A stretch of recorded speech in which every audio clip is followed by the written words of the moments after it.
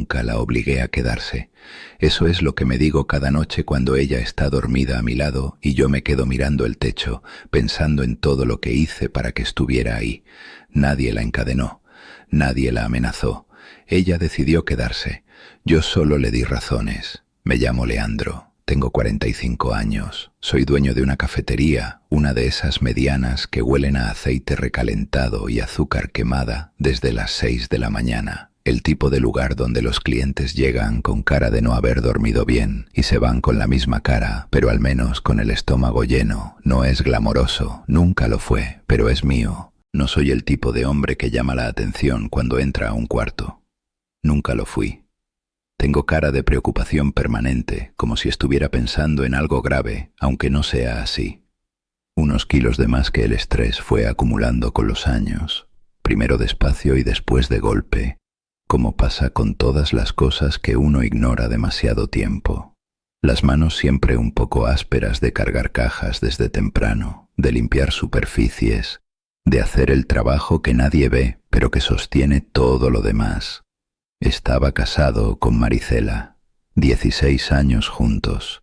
Al principio fue algo real, algo que los dos construimos con intención y con ganas. Después se fue convirtiendo en una rutina, y la rutina en desgaste, y el desgaste en ese silencio incómodo que los dos fingíamos no escuchar. No hubo una traición grande, no hubo un momento exacto donde todo se rompió. Solo el tiempo haciendo lo que hace siempre. Erosionar lo que no se cuida.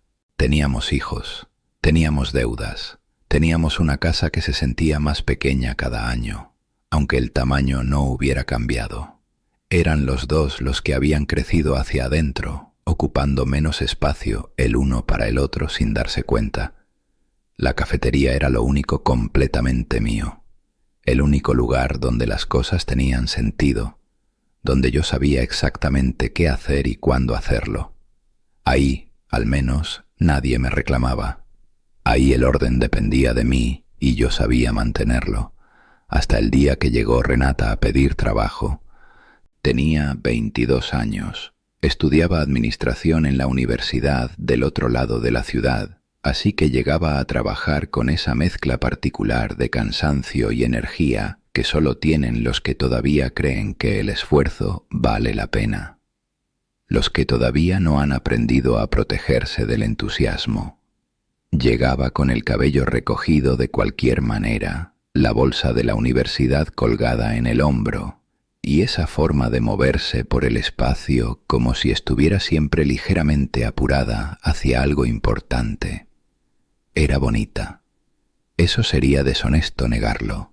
Pero no era solo eso, y aprendí rápido a no reducirla a eso, aunque al principio me costó. Era la forma en que me saludaba cuando llegaba por la mañana, como si verme fuera algo genuinamente bueno en su día. No la sonrisa automática de alguien que saluda a su jefe, algo más directo que eso, como si yo pudiera decirle algo que valiera la pena escuchar. Hacía mucho tiempo que nadie me miraba así. Mi esposa me miraba como se mira un mueble viejo, con la familiaridad que ya no necesita ver nada nuevo. Sabes que está ahí, sabes para qué sirve, y eso es suficiente. Renata me miraba diferente, y eso, para un hombre que llevaba años siendo invisible en su propia casa, tenía un peso que no supe calcular a tiempo. Yo sabía lo que sentía, no era un idiota, era un hombre de mediana edad enamorándose de una mujer 20 años menor. Y lo primero que hice fue intentar convencerme de que era solo admiración, que era el gusto de tener una empleada dedicada, que era cualquier cosa menos lo que realmente era. No funcionó. El autoengaño tiene un límite y yo lo alcancé bastante rápido. Pero lo que más me perturbó no fue enamorarme de ella. Fue darme cuenta de que yo le prestaba una atención que nunca le había prestado a nadie, ni a Maricela cuando éramos jóvenes, y todo era nuevo. Cada cosa que Renata decía, yo la recordaba. Cada detalle, cada nombre que mencionaba, cada miedo que dejaba escapar entre una frase y otra, como si mi mente hubiera decidido sola, sin consultarme, que esa información era valiosa y había que guardarla. Y tenía razón. Renata tenía novio, un muchacho joven, de esos que tienen toda la energía del mundo y ninguna dirección clara para usarla. Lo vi pasar a buscarla varias veces, esperando en la esquina con esa actitud de quien tiene todo el tiempo que quiere. No era mala persona, supongo. Simplemente era lo que era, alguien de su edad, sin mucho que ofrecer todavía, pero con toda la juventud del mundo para ofrecerla.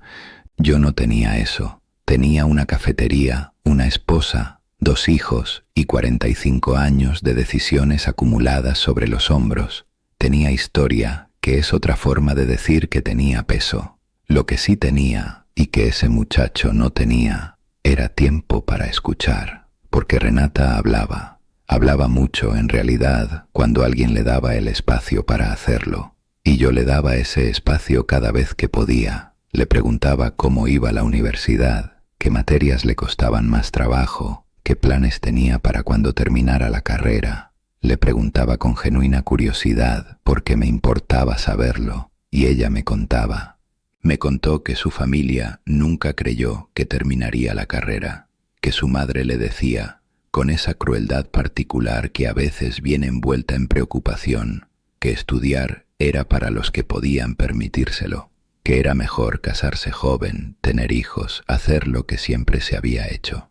Me contó que esa voz de su madre la seguía a todas partes, incluso a los exámenes, incluso a los momentos donde le iba bien, recordándole que probablemente era un accidente. Me contó que tenía miedo de fracasar, no el miedo normal que tiene cualquiera, sino ese miedo más oscuro, el de llegar al final de tanto esfuerzo y descubrir que todos tenían razón desde el principio. Me contó que su novio tampoco la tomaba en serio, que a veces, cuando ella hablaba de sus metas, de lo que quería construir, él cambiaba el tema. No con malicia, quizás, pero lo cambiaba.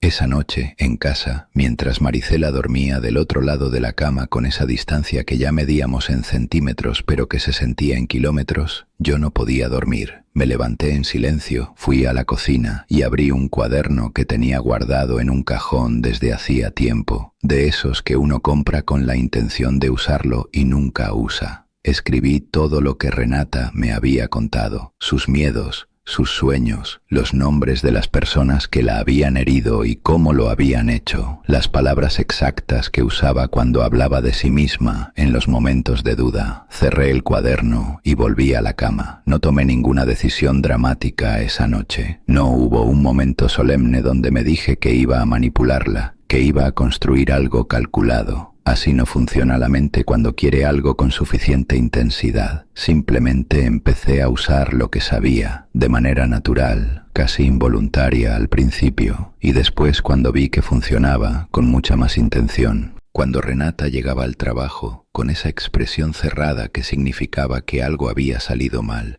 yo ya sabía qué decirle antes de que me lo contara.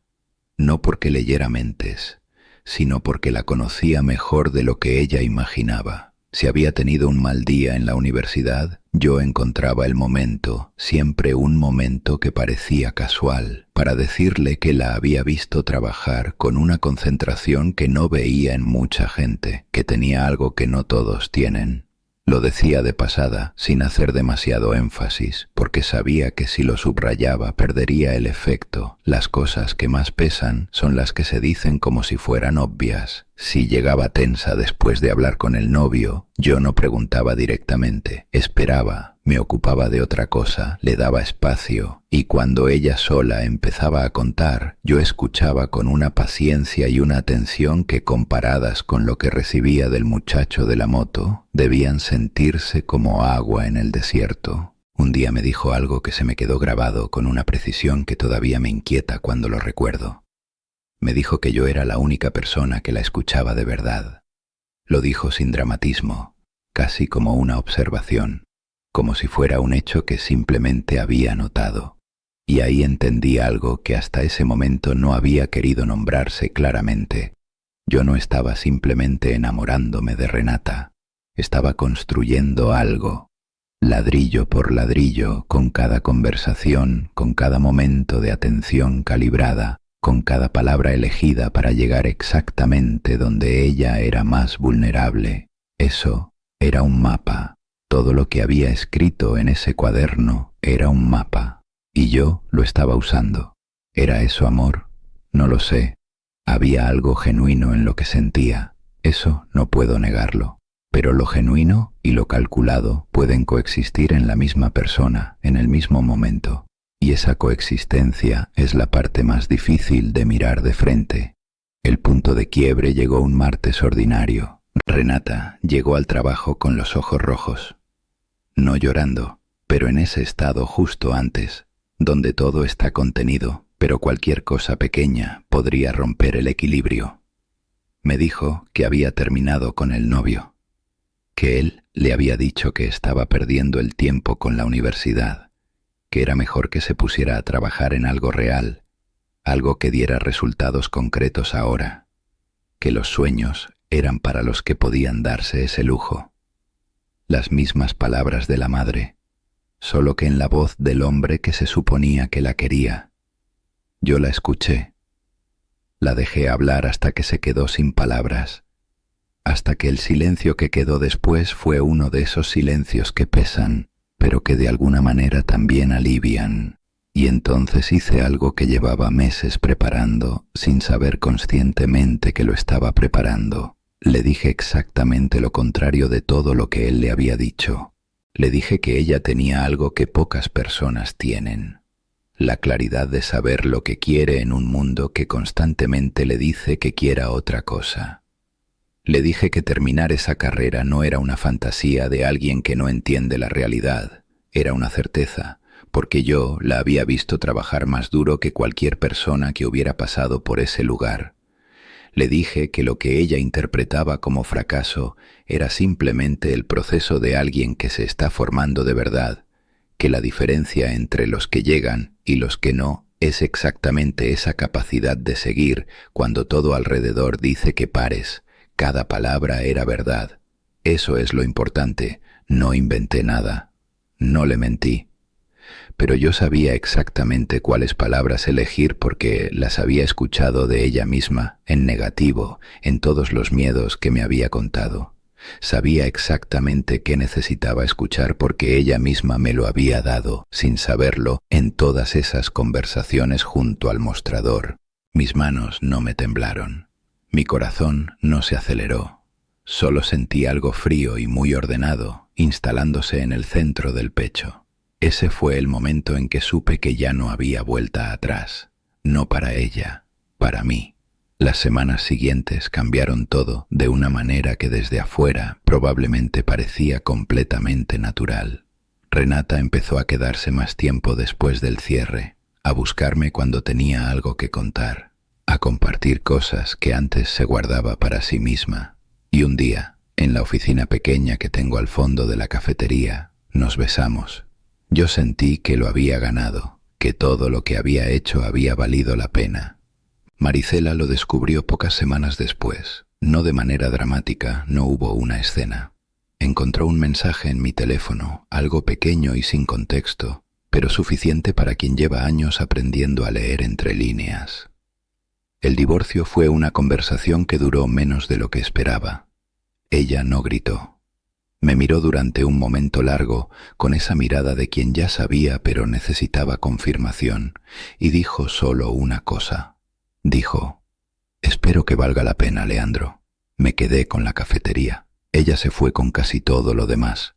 Esa noche estuve solo en el departamento nuevo por primera vez. Olía a pintura fresca y a un silencio distinto al de mi casa, un silencio que no tenía historia todavía. Me senté en el suelo porque no había muebles y me quedé ahí un tiempo que no supe medir. No pensé en Renata, no pensé en lo que vendría, solo estuve ahí, con ese silencio nuevo, entendiendo que había cruzado algo que no tenía nombre claro pero que pesaba de una manera que no esperaba. Esa noche no abrí el cuaderno. Lo dejé donde estaba, pero no lo tiré. Renata y yo empezamos a vivir juntos cuando ella cumplió 24 años. Al principio fue todo lo que imaginé que sería: despertar con alguien que genuinamente quería estar ahí, escucharla hablar de la tesis, de sus planes, de ese futuro que ella veía con una claridad que a mí me parecía casi milagrosa después de tantos años de no ver nada claramente. Yo era feliz. o algo que se sentía muy parecido a la felicidad, lo suficientemente parecido como para no hacer preguntas. Pero hubo una noche, unos meses después de estar juntos, en que Renata llegó tarde. Había estado con unas compañeras de la universidad, una reunión que se extendió. Se veía bien, animada de una manera que yo reconocí inmediatamente porque era la misma animación que tenía cuando hablaba de sus metas, esa energía que venía de un lugar que no incluía la cafetería ni a mí. Me contó que había conocido a una profesora nueva que tenía un proyecto interesante, que quizás podría hacer su práctica profesional ahí. Lo decía con una ilusión específica, una que yo no había construido, y yo sentí algo que no había calculado, una contracción en el pecho, no exactamente celos, algo más profundo y más frío, el miedo a que encontrara algo o a alguien que le diera lo que yo le daba pero sin el cuaderno, sin la arquitectura. Esa noche, cuando ella durmió, fui al cajón. Estuve un momento mirando el cajón cerrado, después lo abrí. El cuaderno seguía ahí, no lo había necesitado en meses, y una parte de mí había empezado a creer, con una ingenuidad que ahora me resulta casi extraña, que quizás ya no lo necesitaría nunca, que lo construido era suficientemente sólido para sostenerse solo. Leí las páginas de ese primer año, y al día siguiente, en el momento adecuado, en medio de una conversación que empezó hablando de otra cosa, usé lo que estaba escrito ahí. Le dije que me preocupaba que a veces ella no valorara suficiente lo que ya había construido, que la gente nueva en la vida llega con entusiasmo, pero el entusiasmo sin historia no tiene raíces, que ella había trabajado demasiado y durante demasiado tiempo para dispersar el enfoque ahora, tan cerca de terminar.